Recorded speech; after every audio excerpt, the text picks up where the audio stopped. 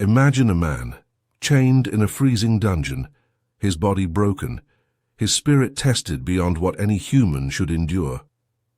What could drive someone to face such unimaginable pain? In 1605, one man stood at the heart of a plot so audacious it could have rewritten history. His name was Guy Fawkes, and his story isn't just about gunpowder or treason. It's about a clash of faith, loyalty, and a punishment so brutal it still haunts us today. If you think you know what happened to him, trust me, the truth is darker than you've been told. Stick with me, because in the next half hour you're going to uncover the real story behind the man whose face became a symbol of rebellion. Let's set the scene. It's November 4th, 1605 in London. The city is buzzing with tension. King James III, a Protestant, sits on the throne.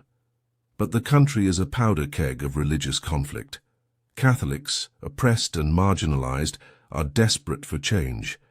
Into this chaos steps Guy Fawkes, a soldier with a fire in his heart and a high plan that could shake the foundations of England.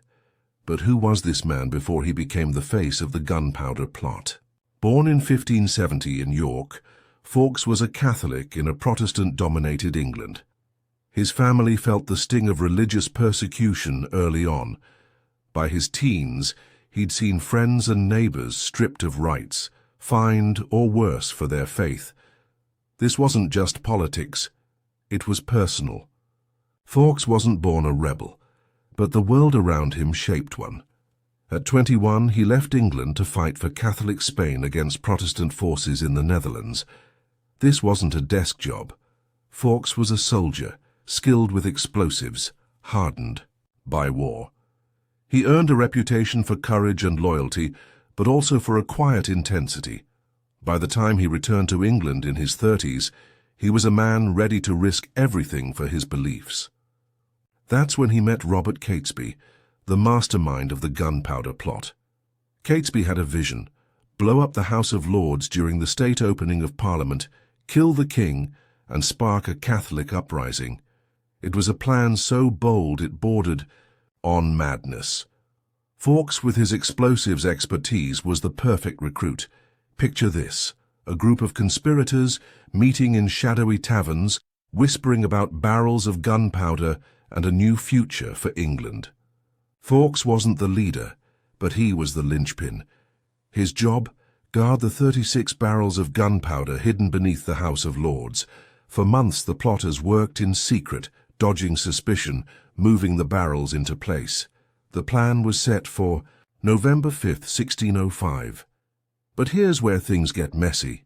Someone, historians still debate who, sent a letter to Lord Monteagle warning him to stay away from Parliament. Suspicion grew.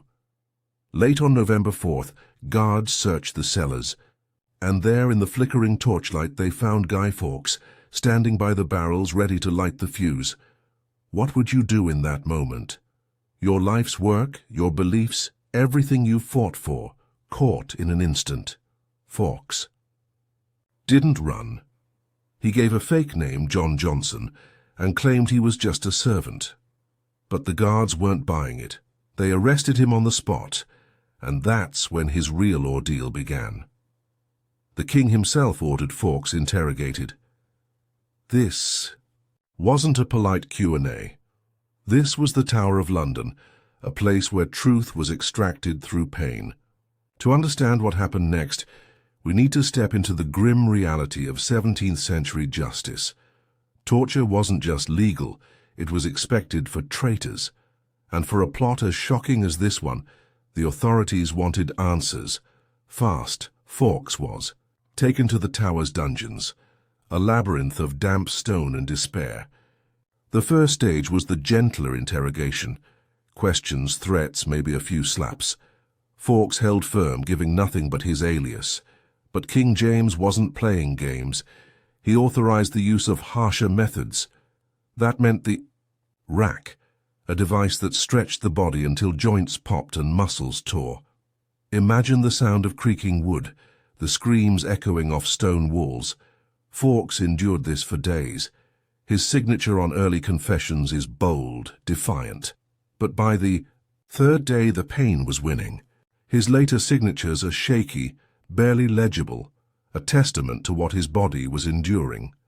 Why didn't he break sooner? That's what fascinates me. Was it faith, loyalty to his fellow plotters, or sheer stubbornness? Fawkes wasn't a saint. He was a man who believed he was fighting for a greater cause. But the rack wasn't the only tool in the Tower's arsenal. There were manacles that hung prisoners by their wrists, leaving them dangling for hours. There were rumors of worse, devices that crushed fingers or burned flesh. While we don't have exact records of every method used on Fawkes, we know the goal was to break him, body and soul.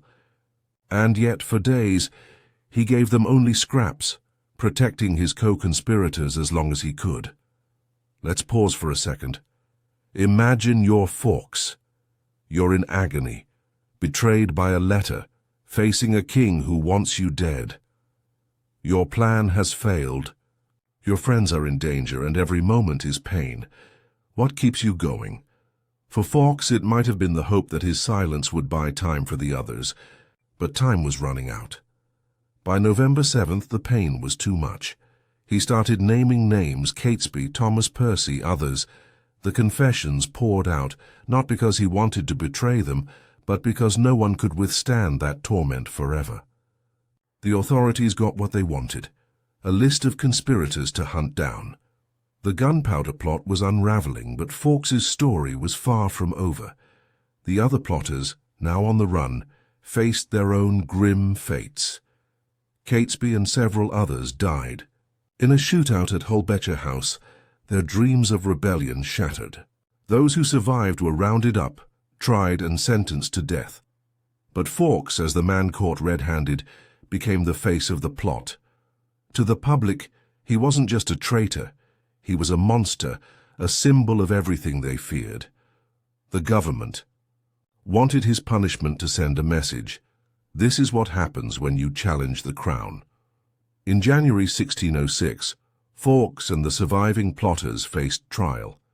The outcome was never in doubt. Treason carried the harshest penalty: to be hanged, drawn and quartered. For Americans today, this might sound like something out of a horror movie, but in 17th century England, it was standard for high treason. The process was gruesome. The condemned were hanged until nearly dead, then cut down, disemboweled and dismembered, their body parts displayed as a warning. Fawkes knew what was coming. Yet, in the trial records, he's described as calm, almost defiant.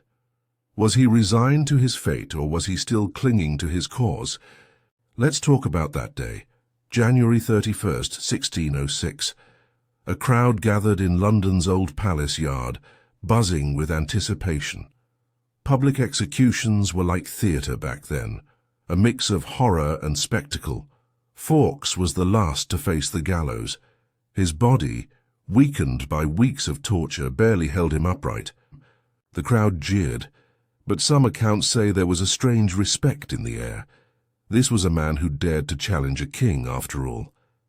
As he climbed the scaffold, something remarkable happened. Fawkes, frail and broken, jumped from the ladder, breaking his neck before the hangman could finish the job. Some say it was a final act of defiance, a way to cheat the full horror of his sentence. Others say it was just exhaustion. So either way, he was dead before the worst could happen. But the story doesn't end there. Fawkes's body was still quartered, his parts sent to the corners of the kingdom as a warning. The gunpowder plot became a national obsession, a cautionary tale burned into England's psyche. November 5th was declared a day of thanksgiving, marked by bonfires and effigies of Fawkes burned to this day. That's right. Every bonfire night, every Guy Fawkes Day traces back to this moment. But here's the twist. Over time, Fawkes transformed from villain to icon. His face, immortalized in the V for vendetta mask, now symbolizes resistance against tyranny. How did a failed traitor become a global symbol of rebellion? That's the power of his story. Let's step back and think about what this all means. Fawkes wasn't a hero in the classic sense. His plan, if successful, would have killed hundreds, maybe thousands, and plunged England into chaos. But he wasn't a cartoon villain either. He was a man shaped by his time, by faith, persecution, and a world that felt like it was tearing itself apart. His torture, brutal beyond belief, wasn't just punishment. It was a message to anyone who dared dream of change. Yet in that brutality, there's something that resonates. Fawkes stood for something even when it cost him everything. In a world where we often feel powerless, that kind of conviction, however flawed, strikes a chord. For Americans, this story might feel distant, but it's not. The gunpowder plot happened just as the first English colonies were taking root in the New World. The fear of rebellion, the clash of ideologies, it's part of the DNA of the modern West. Think about the debates we have today: freedom, faith, government power. Fawkes's story, stripped of its 17th century trappings, is about what happens when people feel pushed to the edge. It's about the cost of standing up and the price of failure. That's why 400 years later, we're still talking about him. So, what can we take from this? Maybe it's a reminder that history isn't just names and dates. It's people, flawed and human, making choices in impossible situations. Maybe it's a call to think about what we'd fight for and what we'd endure. For me, researching this story was a journey into the heart of a man who became a myth. I walked away wondering, could I be that brave? Could you? If you've ever felt like the world was against you, like your voice didn't matter, then Guy Fawkes's story is a mirror. It's not about gunpowder or plots. It's about what it means to stand tall even when the chains are tightening. Before we wrap up, let me ask you something. What part of this story hit you the hardest? Was it Fawkes's defiance in the face of torture, the betrayal that unraveled his plan, or maybe the way his image lives on today? Drop a comment below and let me know. I read everyone, and I'd love to hear your thoughts. If this story gripped you, hit that like button and share it with someone who loves history as much as you do. And don't forget to subscribe, because we've got more tales like this coming your way. Trust me, you won't want to miss the next one. Oh, and speaking of what's next, have you ever wondered what really happened to Anne of Cleves in her final hours? It's a story that's just as haunting, and we're diving into it in our next video. Until then, keep exploring, keep questioning, and I'll see you soon.